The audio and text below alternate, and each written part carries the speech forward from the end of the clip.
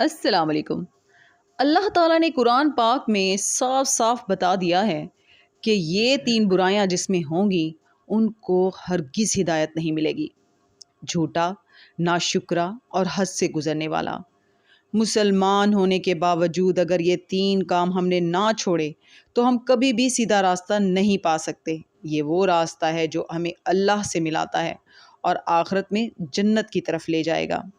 قرآن پاک میں ایک اور جگہ پر اللہ تعالیٰ نے ارشاد فرمایا ہے، ہم تمہیں بتائیں کہ شیطان اور جن کس پر اترتے ہیں؟ ہر جھوٹے گنہگار پر۔ آج کا سبق شروع کرتے ہیں۔ پناہ مانگتی ہوں اللہ کی شیطان مردود سے۔ شروع اللہ کا نام لے کر جو بڑا مہربان نہایت رحم والا ہے۔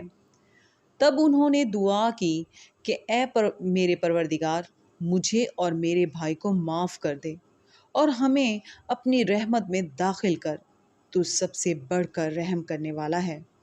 اللہ نے فرمایا کہ جن لوگوں نے بچڑے کو معبود بنا لیا تھا ان پر پروردگار کا غضب واقع ہوگا اور دنیا کی زندگی میں ذلت نصیب ہوگی، اور ہم افطرا پردازوں کو ایسا ہی بدلہ دیا کرتے ہیں۔ اور جنہوں نے برے کام کیے پھر اس کے بعد توبہ کر لی اور ایمان لے آئے تو کچھ شک نہیں کہ تمہارا پروردگار اس کے بعد بخش دے کہ وہ بخشنے والا مہربان ہے۔